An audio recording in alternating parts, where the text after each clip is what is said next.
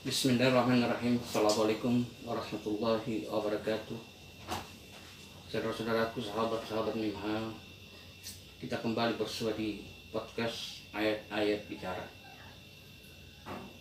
mengungkap misteri rahasia ayat-ayat yang penuh dengan perumpamaan dalam Al-Quran. Edisi kali ini menjawab pertanyaan-pertanyaan dari sahabat-sahabat Mimha, dan insya Allah semoga saja pertanyaan-pertanyaan tersebut dapat terjawab. Sahabat-sahabat Mimha, mari kita saksikan.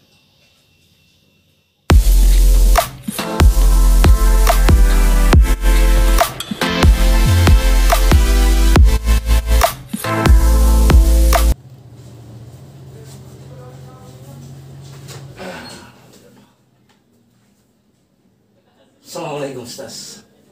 Waalaikumsalam warahmatullahi wabarakatuh.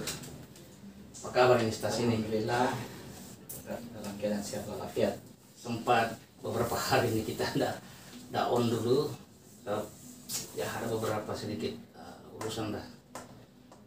Bahkan sebenarnya kan host juga ini harus berganti-ganti, tapi karena ya beberapa hal sehingga mau tak mau ya operator harus turun.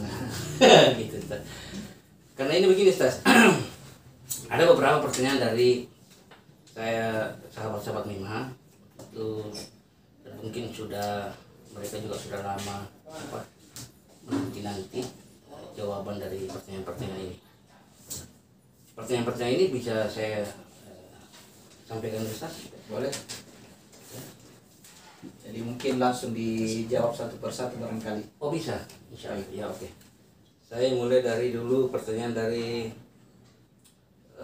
siapa ini? Dari saudara Sahrul, dari saudara Sahrul Samarinda. Ya. Ya, dia tanyakan begini. Sebenarnya yang pertama kali diciptakan Allah atau Tuhan sebelum segala sesuatu yang lain yang ada, mana dari uraian Ustaz di atas? Yang mana katanya? Ya. Kemudian pertanyaan berikutnya,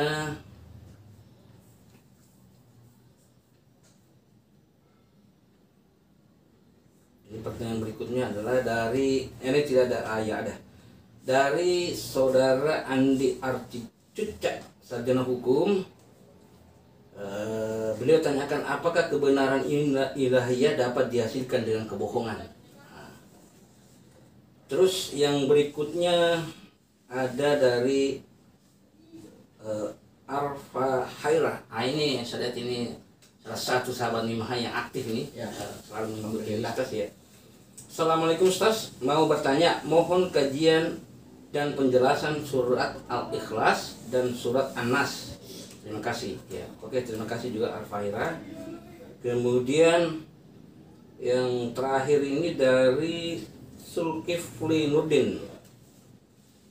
Boleh bahas enggak Ustaz tentang sholat dan bagaimana praktik sholat yang sebenarnya? Ya. Mohon kalau boleh dapatkan videonya dengan cara-caranya.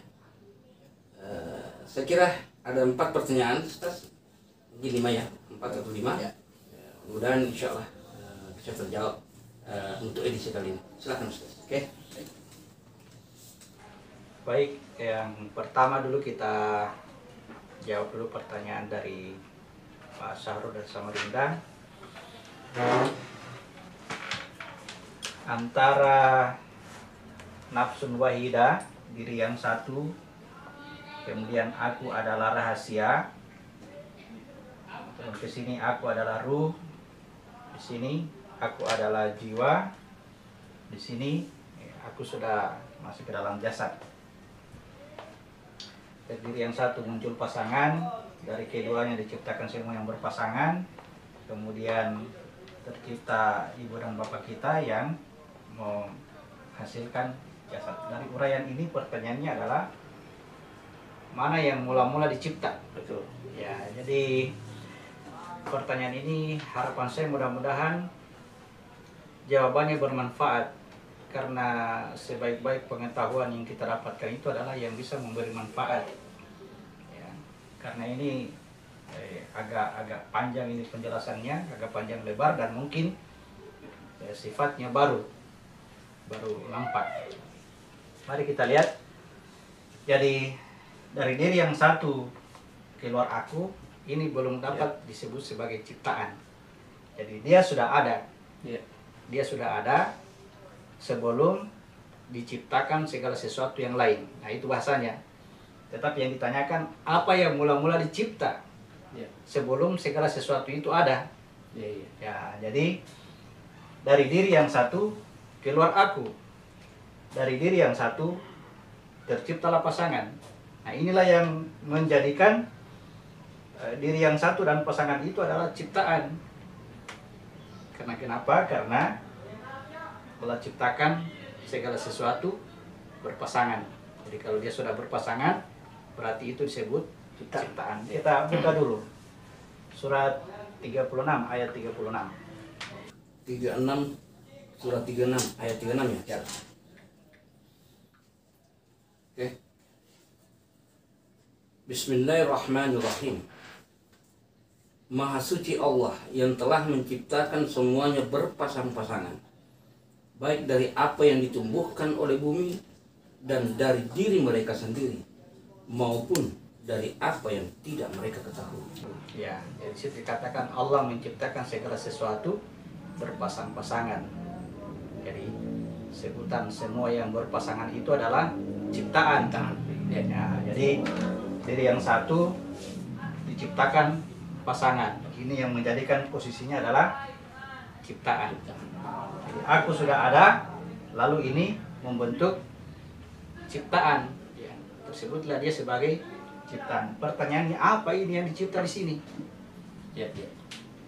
Diri yang satu dan pasangannya ini apa? Dia bagaikan, jadi saya sebut sebagai perumpamaan, dia bagaikan sumber cahaya dan cahaya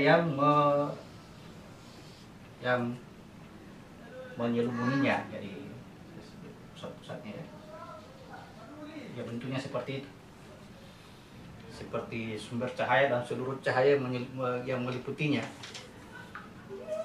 Lalu kemudian ini berproses ya, membelah dua ya. Ini saya katakan mudah-mudahan bermanfaat. Nah, ini yang disebut dengan titik nun. Lalu bagi dua yang di bawah itu adalah titik. Nah, ini nun terbalik ya. Nun terbalik alias huruf lembak. Nah, ini yang disebut dengan kolam. Itu yang pertama-tama Allah cipta. Kolam. Tugas kolam ini adalah menulis. Jadi nun itu adalah lauh mahfuz. Lauhul mahfuz bahasa di dalam Al-Quran. Ini sebagai tinta.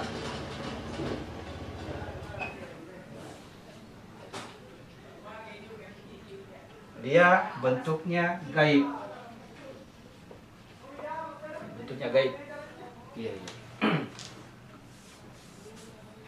Jadi tugas kalam adalah membuat yang gaib menjadi nyata.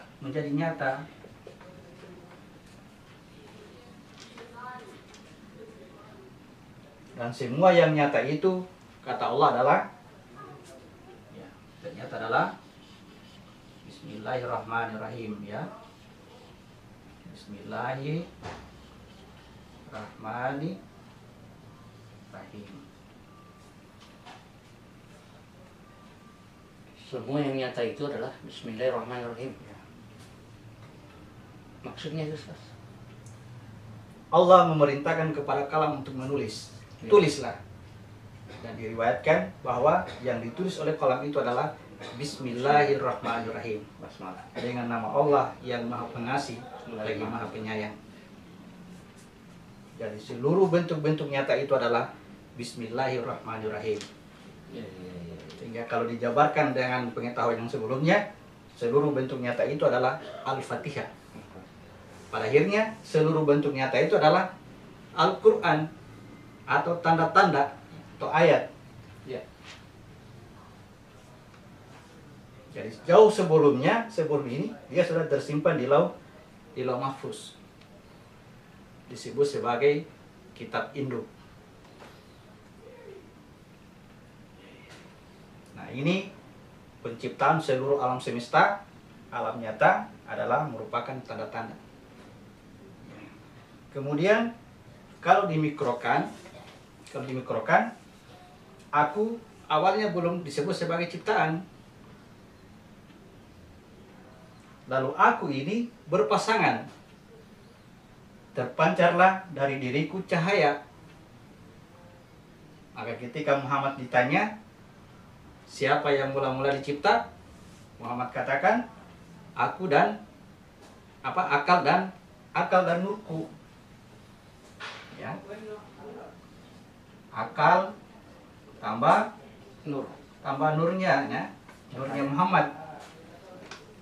Karena ini dia. Termasuk engkau, wahai Jabir. Muncullah nama manusia dari penciptaan ini. Sesudah muncul ciptaan, muncullah nama orang yang bukan Muhammad, namanya Jabir. Termasuk engkau, wahai Jabir, tercipta dari akal dan nurku. Lalu akal dan nur itu masuk ke dalam jasad. Jasadnya itu adalah alam semesta. Seluruh jasad adalah satu alam semesta. Jadi kitabnya pribadi adalah jasad. Sedangkan kitabnya secara global adalah seluruh alam semesta. Kita mudah-mudahan bermanfaat. Ya. Dipikirkan karena penjelasan ini ya sebetulnya cukup saya tahu pribadi, tetapi karena ada yang bertanya, ya mudah-mudahan pertanyaannya mengarah ke sini. Amin. Mudah-mudahan bermanfaat. Ya. Ini jadi pertanyaan ini sudah terjawab, Ustaz ya? Ya, jadi yang pertama tercipta ini Ya. sudah bisa dipahami adalah kalam dulu. Iya. Kalam dari sisi alam semesta. Tugasnya menulis, tugasnya merubah yang gaib menjadi nyata. Semua yang nyata sebelumnya sudah tertulis di lauh mahfuz. Iya. Ya, akhirnya muncul di sini sebagai tanda. Jadi untuk bisa memahami tanda-tanda yang ada di sini, ini manfaatnya adalah silakan naik ke lauh mahfuz. Silakan naik ke titik nun. Nun wal qalam wa ma yasturun. Surat 68 ayat 1 dan 2. 68. Surat 68 ayat 1 dan 2. Nun, demi pena dan apa yang mereka tuliskan. Ya. Apa yang dituliskannya, ya. Apa yang ditulis oleh Nun itu. Ayat 2. Demi pena dan apa yang dituliskan. Lanjut. Dengan karunia Tuhanmu, engkau Muhammad bukanlah orang gila. Berarti dia orang berakal. Jadi kalam dengan ini identik. Akal dan nurku dengan ini, dengan penciptaan kalam. Ya, artinya kalau disebut bukan orang gila berarti orang yang berakal. Berakal, ya. Oke, barangkali untuk saudara kita Syahrul yang dari Samarinda, Ya. barangkali itu ya sudah terjawab. Mudah-mudahan insya Allah bisa dipahami. Kemudian berikutnya Ustaz, ada pertanyaan tadi. Berikutnya itu dari ini namanya tidak ada, asalnya dari mana? Tidak ada. Cuman dia dari Andi Arti Cucahesa ini. Apakah kebenaran ilahiyah dapat dihasilkan dengan kebohongan? Ya. Apakah kebenaran ilahiyah dapat dihasilkan dari kebohongan? Jadi perlu digarisbawahi dulu bahwa yang dimaksud dengan kebenaran ilahiyah itu adalah al-haq, ya. Al-haq itu kebenaran. Jadi sifat kebohongannya artinya tidak mencapai al-haq. Ya, tidak mencapai kebenaran. Jadi bukan bohong dalam artian tidak mengatakan apa yang seperti yang kita pahami selama ini ya, secara umum tidak ya. Bohong di situ artinya belum mencapai al-haq. Al-haq ini terhijab. Al-haq ini terhijab oleh sesuatu, oleh segala sesuatu yang disebut oleh tanda tadi. Ya. Alhamdulillah ada kaitannya di sini ya. Iya. Ya. Dia terhijab oleh tanda. Jadi untuk bisa mencapai kebenarannya al-haq mesti bermula dari tanda itu. Artinya kita berangkat dari hal yang bohong dulu, kebohongan dulu. Rumusnya adalah al-haq itu mirobbik. Kebenaran itu dari Tuhan. Jadi yang bukan dari Tuhan pasti batil. Pasti kebohongan, pasti lenyap, pasti hilang. Coba kita baca surat 24 ayat 11. 24 11.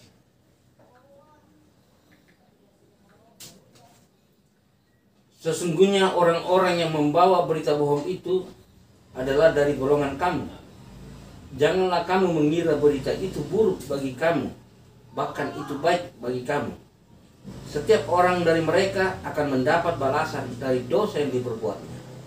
Dan barang siapa di antara mereka yang mengambil bagian terbesar dari dosa yang diperbuatnya, dia mendapat azab yang besar pun. Ya, jadi situ disyaratkan bahwa jangan dikatakan bahwa kebohongan itu buruk, ya bahkan baik. Kenapa dikatakan baik? Karena dengan disitulah, dengan cara itulah kita bisa mencapai al-haq. Al-haq. Ya. Al-haq, misalnya begini. Ketika Al-Quran mengatakan la ilaha illallah, itu pasti al-haq, itu pasti kebenaran. Ya. Nah, ketika kalimat la ilaha illallah ini kita pahami dari orang lain, itu namanya kebohongan. Iya. Ya. Jadi orang yang menyampaikan ini, dia akan mendapat balasan, tetapi belum tentu buruk. Dia juga sebagai pembawa tanda. Tetapi untuk bisa mendapatkan kebenaran itu, jangan orang ini yang diikuti. Iya. Perhatikan perkataannya. Apakah perkataannya itu ada di dalam Al-Quran Atau tidak? atau tidak? Iya. Kalau ada di dalam Al-Quran berarti itu al-haq. Itu yang diikuti. Itu yang diikuti. Kalau sudah ada, ini harus Dihilangkan. dihilangkan. Iya. Karena dia sebagai pembawa tanda saja. Atau dengan bahasa sekarang kan mengkultuskan seseorang. Ya, sebetulnya Jadi tidak perlu mengkultuskan apa namanya? Memuja orang yang menyampaikan itu kan.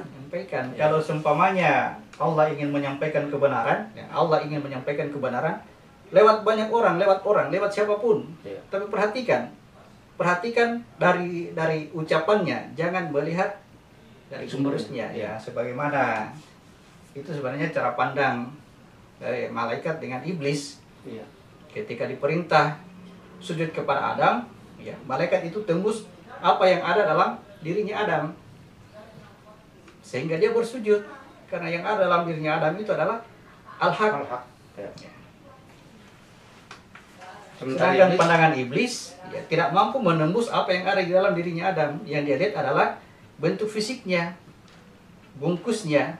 Dia katakan dia tercipta dari tanah, sedangkan aku tercipta dari api. Jadi setiap penyampaian kebenaran, periksa sumbernya sudah jelas, kita punya pedoman Al-Quran, silakan periksa. Ya. Jadi siapapun yang menyampaikan, menimbulkan pertanyaan dalam diri kita, itu memancing kita untuk mendekati Al-Quran. Nah, itu manfaatnya. Jadi bukan kebenaran berasal dari kebohongan, tidak, tetapi kebenaran itu terbungkus oleh kebohongan. Terbungkus oleh kebohongan kalau tidak diperiksa di Al-Quran. Ya, harus diperiksa Harus dari diperiksa sumbernya. Al-Quran. Al-haq itu harus dari Tuhan. Tidak boleh dari orang-orang, tidak boleh. Mungkin perlu saya sampaikan sebuah hadis Nabi yang ada maknanya. Dikatakan bahwa Nabi bercerita mengunjungi sahabatnya, lalu dia katakan semalam itu turun hujan. Iya. Semalam turun hujan. Barang siapa yang mengatakan hujan itu hujan itu terjadi karena bintang, maka dia beriman kepada bintang dan ingkar kepada Allah. Dan barang siapa mengatakan bahwa hujan itu dari Allah, maka dia beriman kepada Allah dan ingkar kepada bintang. Jadi kelihatannya sederhana tapi maknanya luas. Siapa yang disebut dengan bintang atau apa yang disebut dengan bintang? Apa yang disebut dengan hujan? Hujan itu adalah rahmat. Hujan itu adalah membawa pengetahuan, membawa ilmu. Jika kita mengatakan ilmu itu dari Allah, berarti kita yakin bahwa orang-orang ini adalah wakil-wakil dari atau khalifah-khalifah Allah. Jadi kita beriman kepada Allah dan kita ingkari ini. Tetapi kalau kita katakan bahwa ilmu ini dari si fulan atau si fulan, nah itu berarti kita katakan kita menjadi penyambung bagi penyampaian kebohongan itu. Tanpa disadari. Tanpa kita sadari. Jadi lagi-lagi kebenaran mesti dikembalikan kepada sumbernya. Ya. Silakan ketika orang mengatakan tentang sesuatu, silakan periksa dari Al-Quran. Dengan Al-Quran, kalau sudah benar, ambillah Al-Quran itu, hilangkan orangnya. Kalau tidak sesuai, tolak. Jangan. Tolak. Nah, jadi bisa saya perjelas ini kepada netizen bahwa betul, karena umumnya sekarang ini kan rata-rata Ustaz, kita ini hanya sekedar mendengarkan ceramah-ceramah dan sebagainya, tapi tidak pernah, hampir saya bilang tidak pernah untuk memeriksa di Al-Quran, benarkah kata apa yang dikatakan mereka, ya. Karena memang sebelumnya kita sudah disampaikan bahwa kalau ingin mempelajari Al-Quran itu harus kepada orang tertentu yang mengetahui ini. Padahal tidak seperti itu. Ya, semakin kita mendekati Al-Quran dengan kezaliman, kebodohan kita, ketidaktahuan, semakin kita mendekati itu Allah mengetahui apa yang ada dalam diri kita. Allah mengetahui bahwa apa yang kita cari sebenarnya. Ya, ketika kita mencari petunjuk, maka Allah akan mengajari kita dengan caranya kita tidak tahu. Jadi tidak ada alasan takut, tidak ada alasan apalagi untuk memeriksa Al-Quran. Ya. Silakan jelas motivasinya jelas. Untuk apa kau dekati Al-Quran? Ya. Saya mau cari petunjuk. Ya. Ya, akan diberikan petunjuk. Ya, kira-kira seperti terus. Ini ada pertanyaan ketiga, saya ingatkan lagi. Walaupun tadi kita sudah dengarkan. Ini yang ketiga. Assalamualaikum Ustaz, mau bertanya. Ini dari Arfa Ihra yang teman kita yang tidak tahu dari mana ini. Mohon kajian dan penjelasan surat Al-Ikhlas dan surat An-Nas. Ya. Jadi kalau di kajian saya ini sebenarnya tidak membahas surat per surat atau ayat per ayat ya. Kita mesti melihat korelasi antara materi yang disampaikan dengan petunjuk yang ada dalam Al-Quran. Cara belajar seperti ini adalah sebagaimana Rasulullah ketika menerima wahyu. Ketika Rasulullah menerima wahyu itu tidak langsung dari surat Al-Fatihah, kemudian Al-Baqarah diurut sampai terakhir An-Nas, tidak begitu. Ayat turun. Ini Rasulullah diajar juga oleh Jibril seperti itu. Jadi kita belajarnya seperti itu. Ayat per ayat, oh ini yang saya pahami, ya. Lalu kemudian setelah terhimpun menjadi satu kesatuan, nah itu baru paham betul. Tidak terpisah-pisah itu Al-Quran.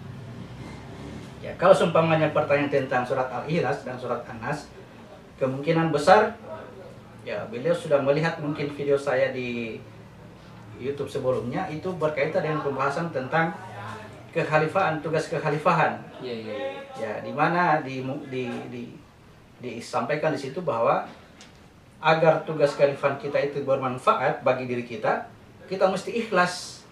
Ya, ikhlas itu berkaitan dengan surat Al-Ikhlas. Qul huwallahu ahad, katakan Allah itu ahad. Nah, itu baru bisa didapat itu ikhlas. Sampaikan bahwa Allah itu satu, jangan ada duanya. Artinya ketika teraplikasi sifat tugas kekhalifahan kita, menyatakan asma Allah, di situ kita meyakini bahwa hanya Allah tunggal satu, maka akan mencapai ikhlas. Tetapi kalau mendua dengan siapa? Dengan diri saya sendiri. Antara aku dengan Tuhan, artinya saya juga memberi, Tuhan juga memberi. Nah, itu menduakan Tuhan namanya musyrik, tidak mencapai ikhlas. Kemudian Allah tempat bergantung. Jadi kita memberi itu semata-mata berharap kepada Allah, itu baru bisa ikhlas. Ya, artinya memang dipahami, seorang pemberi ini harus memahami bahwa yang memberi bukan dia. itu harus tertanam dalam hatinya. Ya, harus tertanam. Itu dikatakan, dia sudah mengatakan bahwa Allah itu ahad. Berarti Tanpa terucap, ya, ketika teraplikasi dalam tugas kehalifan menyatakan asma Allah itu betul-betul murni, tidak ada tendensi tidak ada tendensi dalam dirinya. Ya. Kapan ada tendensi, kapan dia merasa melakukan sesuatu, berarti dia sudah mendoakan Tuhan. Belum mengatakan bahwa Tuhan itu ahad. Ya. Jadi bukan diucapkan seperti bahasa itu kan, ucapkan bahwa Allah itu ahad. Ya. Lalu kita katakan Allah itu ahad. Allah Atau- itu ahad, tidak seperti itu. Atau bukan juga ucapan seperti saya ikhlas memberikan ini, tidak seperti itu. Karena ikhlas yang dimaksud ini adalah harus bertauhid. Bertauhid, harus Allah itu ahad. Allah itu ahad. Jangan menyebut Itulah Tuhan. ikhlas yang sesungguhnya. Tanpa dikatakan, tanpa diucapkan. Ya.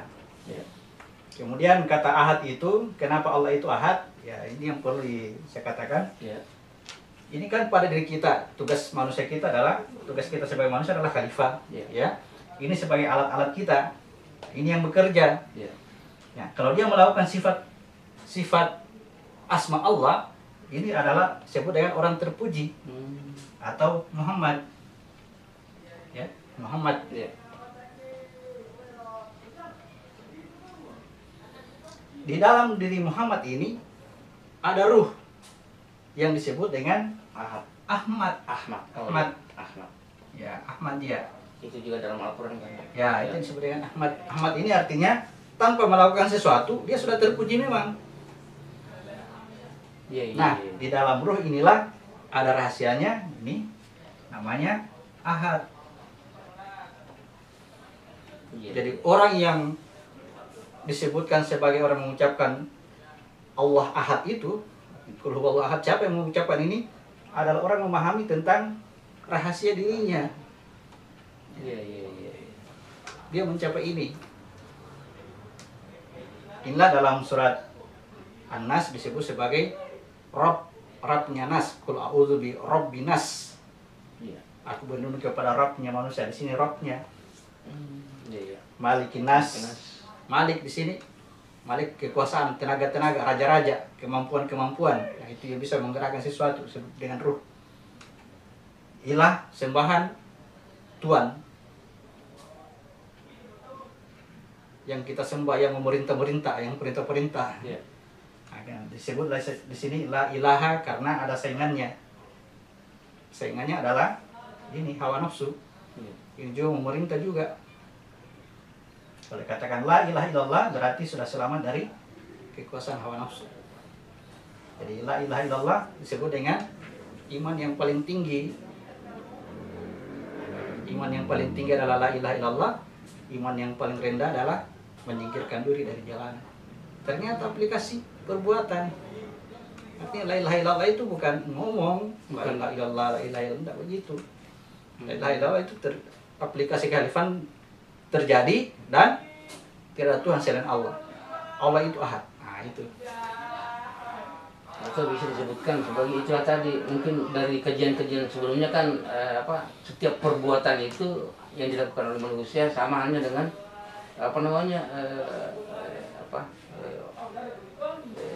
yang gaib menjadi nyata. Jadi Tuhan menjadi nyata setelah ada perbuatan-perbuatan kebaikan seperti itu. Pada prinsipnya Tuhan berbuat. Tuhan mencipta, Tuhan menolong, Tuhan memperbaiki semua perbuatan Tuhan.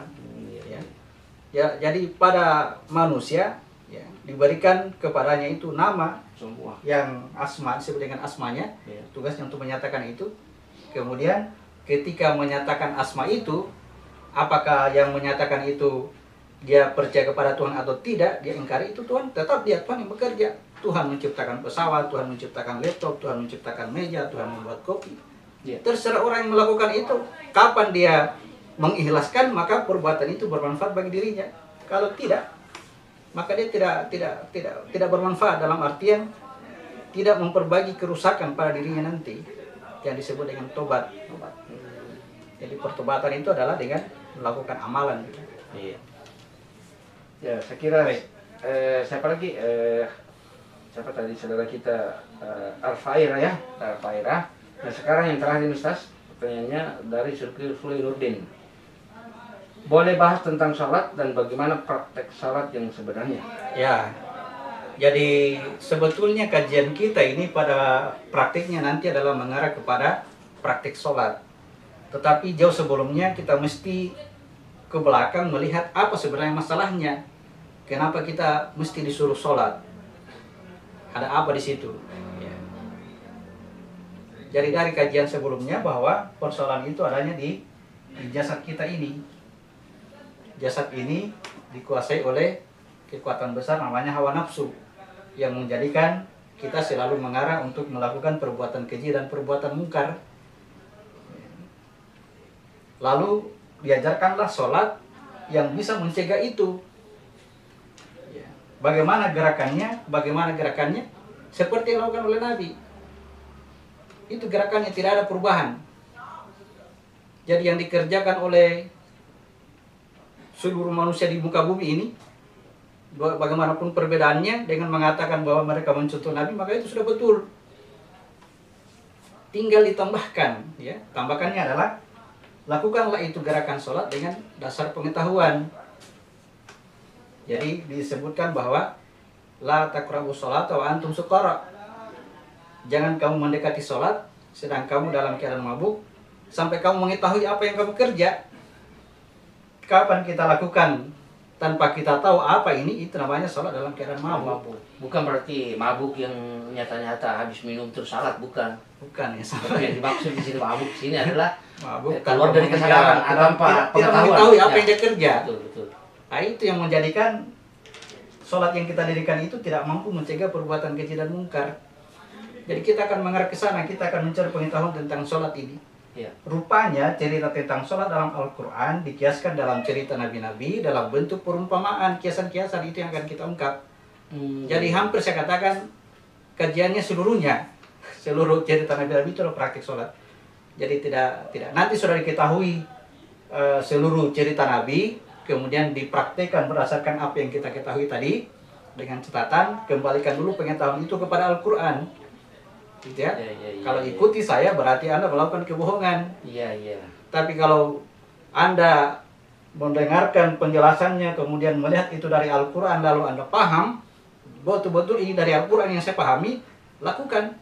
Oh ya, jadi bisa saya mewakili netizen ini. Ya. Berarti seluruh pengkajian Al-Quran ini sesungguhnya adalah untuk praktek salat, untuk memahami apa itu salat.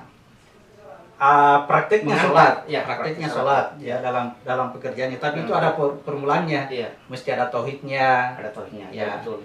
Kenapa harus ada tauhid? Ya, itu dari keilmuannya, Iya. dari cahaya yang bisa menghasilkan kesabaran. Kemudian praktek lahiriannya, praktek sholat. Salat. Ya. Ya. Untuk apa ini dikerja? Supaya zakat Ya. menginfakkan harta kita ini itu bermanfaat bagi kita. Karena kalau tidak ada sholat ketika ini bekerja, itu tidak sama sekali tidak bermanfaat. Bahkan dibilang kita sudah merasa berbuat sebaik-baiknya, ternyata ya, seluruh kebaikan itu hilang. Ini mungkin begini, ada mungkin saya mewakili dari para netizen ini, sahabat sama Mima. Kan ada hadis ini dari Rasulullah itu kan dia katakan bahwa salatlah kau Sebagaimana sholat, ya itu melihat saya salat. Itu kan fisik ya. Itu bentuk fisiknya, artinya tidak ada lagi gerakan Ya. di luar dari apa yang dilakukan oleh Nabi. Betul. Itu sudah benar, Betul. yang dicontoh oleh Nabi sudah betul. Nah, sekarang pertanyaannya ada hadis lain Ya, yang mengatakan salatlah, kamu belum salat. Sesungguhnya kamu belum salat. ya. Dia kedua Kali disuruh kedua mengulangi sholatnya. sama, Ya. belum lagi dikatakan. Jadi tiap kali dia mengulang belum dikatakan sholat.